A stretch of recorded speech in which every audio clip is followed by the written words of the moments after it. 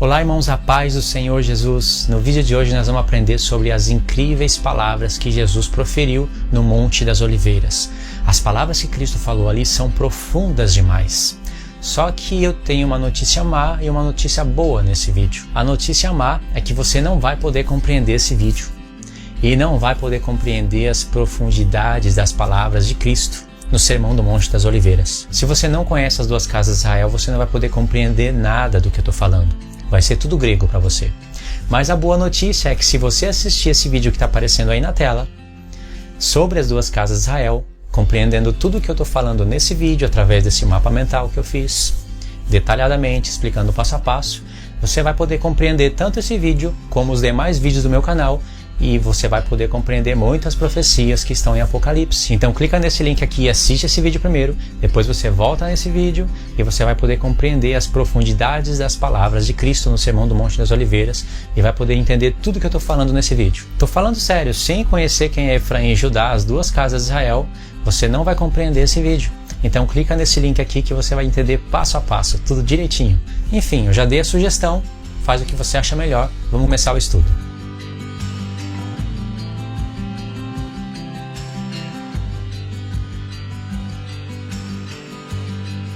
Deus deixou pelo menos 4 chaves na palavra para você entender sobre as duas casas de Israel, para você entender perfeitamente sobre a nova aliança, para você entender sobre as cartas do apóstolo Paulo e até sobre Apocalipse. Essas 4 chaves estão em Gênesis 12, 22, 26 e 28, que são as promessas feitas a Abraão, Isaac e Jacó. A segunda chave está em Gênesis 48, que é a bênção de Jacó sobre Manassés e Efraim. A terceira chave se encontra em 1 Reis, capítulo 11 e 12, que é onde fala da divisão do reino de Israel.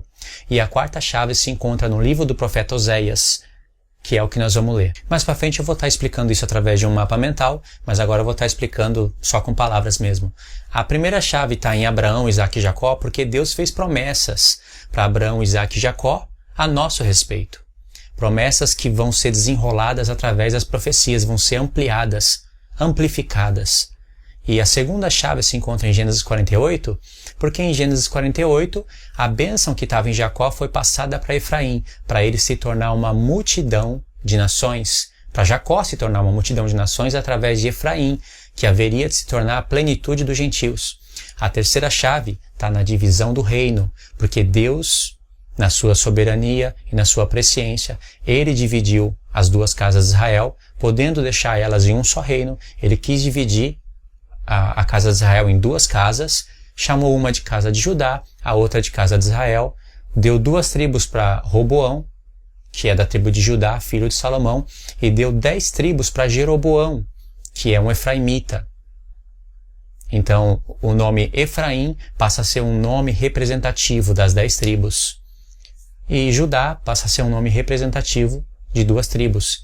E essas 10 tribos formam um reino, e essas outras 2 tribos do sul formam um outro reino. Então Deus vai estabelecendo reis sobre a casa de Israel e a casa de Judá, isso até chegar na divisão do reino. E o que vai acontecer com a divisão do reino está em Oséias. Lá no capítulo 1, logo no comecinho, Deus já fala o que vai acontecer com a casa de Judá e o que vai acontecer com a casa de Israel. Vocês sabem, Deus falou para Oséias tomar uma mulher prostituta e se unir com ela. Essa mulher prostituta iria representar o povo dele, a casa de Israel. E quando Oséias tivesse filhos, Deus ia usar os filhos de Oséias para representar as prostituições do povo. Oséias ia ter 3 filhos, um menino, uma menina e um menino.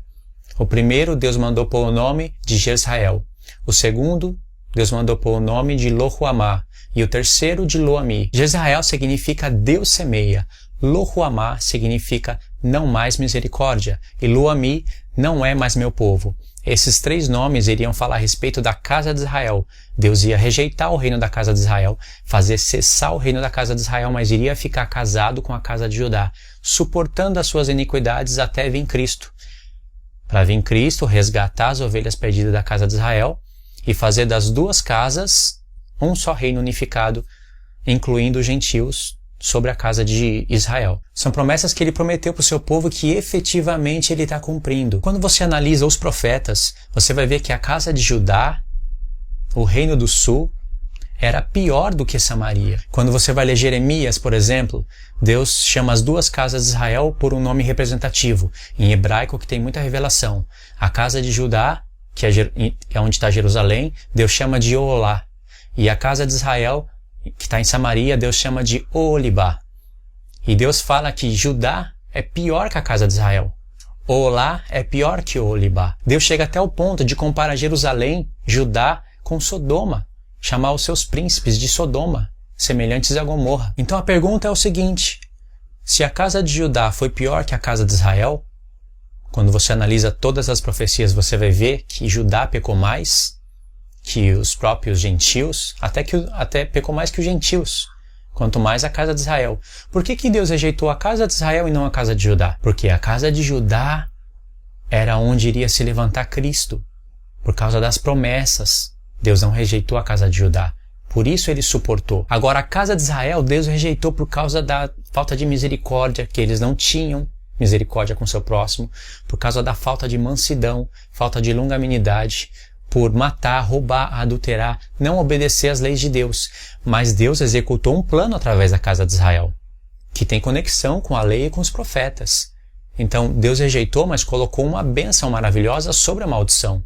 Porque um povo que era povo de Deus e deixou de ser povo, deixou de ser amada do Senhor, isso é uma maldição muito grande. Mas sobre essa maldição, Deus cobriu com bênção, porque Ele pensava em nós. Essa maldição foi quebrada no Monte das Oliveiras, e ali Deus estabeleceu bênção sobre a casa de Israel. Eu vou explicar o porquê disso. Em Oséias 1, é fácil de entender os dois últimos filhos. Lo-Ruhamá e Lo-Ammi. Não é mais meu povo, eu não tenho mais misericórdia e não é mais meu povo. Só que o filho número 1, que é Jezrael, precisa de você ler um contexto para você entender isso. Por exemplo, foi dito assim: e disse-lhe o Senhor, põe-lhe o nome de Jezrael. Aí Deus vai explicar o porquê. Porque daqui a pouco visitarei o sangue de Israel sobre a casa de Jeú e farei cessar o reino da casa de Israel. O que Deus está falando aqui? Sabe, a gente não sabe o que Deus está falando aqui. Então, é preciso meditar. Nos vídeos que eu faço sobre as duas casas de Israel, se eu for parar aqui para explicar tudo isso daqui, o vídeo vai ficar enorme. O vídeo já é enorme resumindo. Resumindo o vídeo, ele já fica muito grande. Então, o que Deus vai planejar? Deus vai fazer o seguinte: Ele vai relatar os fatos, o que há de acontecer, através de profecias. É preciso meditar no contexto imediato, mas Deus vai deixar uma espécie de links através dos nomes, das pessoas e dos lugares. Porque Deus não pode abrir ali um parênteses e explicar tudo que já estava na lei ou nos profetas. Então Deus vai falar coisas que vai ficar tudo escondido através de um nome, de uma pessoa ou de um lugar. Então você vai ter que ir buscar o nome dessa pessoa, ver o que aconteceu, ou o nome desse lugar, ver o que aconteceu nesse contexto, para você entender, voltar nesse ponto do profeta e entender o que Deus está falando. Isso é um padrão dos profetas. Semelhante quando você vai no Google pesquisar um certo assunto, então ali naquela página você vai ter um resumo geral das ideias, mas aí vai ter aquelas letrinhas azul, aonde você vai buscar mais informação ali. Então você clica na letrinha azul e o que acontece? Abre uma nova página de um contexto explicando sobre aquela palavra, para depois você voltar naquela página de resumo, para você poder entender o que está sendo dito. É assim que Deus trabalha. Paulo, sabendo que Deus trabalha assim, dessa maneira, deixando links, deixando palavra-chave, frases-chave, Paulo fez o mesmo em Romanos. Ele catou três textos de Oséias, não descontextualizou o profeta, mas catou como verso link, verso chave, para que a gente fosse induzido a ler Oséias, e de Oséias a gente fosse induzido a ler o livro da lei, a ler os outros profetas. É assim que Paulo fez um resumo. Então a gente sabe que o nome Jezrael significa Deus semeia, mas isso não explica esses dois textos. Diz assim o verso 4: e disse-lhe o Senhor, põe-lhe o nome de Jezrael, porque daqui a pouco visitarei o sangue de Jezrael sobre a casa de Jeú, e farei cessar o reino da casa de Israel. E naquele dia quebrarei o arco de Israel no vale de Israel. Deus está falando muitas coisas aqui. Para você entender isso daqui, você precisa de ler pelo menos 2 capítulos. 2 Reis 9 e 2 Reis 10. Hoje eu vou fazer um resumo. Você pode ler na sua casa os capítulos inteiros, para você ter todo o detalhe do que eu estou falando aqui resumidamente. E uma outra tradução diz assim: põe-lhe o nome de Jezrael, porque daqui a pouco castigarei pelo sangue de Jezrael a casa de Jeú, e farei cessar o reino da casa de Israel. Lendo essa tradução, dá a entender o seguinte: castigarei pelo sangue de Jezrael a casa de Jeú. Parece que Deus vai vingar o sangue de Jezrael, que foi derramado em Jezrael. Mas não é isso que Deus está falando, porque o sangue que foi derramado em Jezrael foi derramado pela vontade do próprio Deus.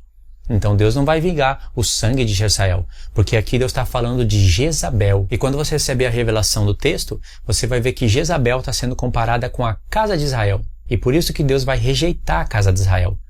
Mas no próprio texto que diz Deus semeia, aqui já está uma bênção que vai ser explicada no final do capítulo 1, porque a palavra Jezrael vai aparecer no finalzinho do capítulo 1. Então aqui Deus rejeitou, mas através dessa palavra Deus semeia, já tem a bênção sobre os gentios que haveriam de fazer tudo ao contrário que a casa de Israel fazia. Então, resumindo, é o seguinte: 2 Reis, capítulo 9, diz o seguinte: depois o profeta Eliseu chamou um dos filhos dos profetas e lhe disse: cinge os teus lombos, toma na mão este vaso de azeite e vai a Remote Gileade. Quando lá chegares, procura a Jeú, filho de Josafá. Tá vendo? Jeú, filho de Josafá, filho de Ninsi. Aí no verso 3 e no verso 4 vai dizer que é para ungir Jeú sobre o reino de Israel. Aqui não diz casa de Israel, mas é sobre a casa de Israel, que ele vai ser ungido como rei. Aí o que acontece? Deus fala para Jeú: você vai exterminar a casa de Acabe. Eu vou me vingar do sangue dos meus servos. Olha a ordem de Deus para Jeú. Verso 7. Ferirás a casa de Acabe, teu senhor, para que eu vingue da mão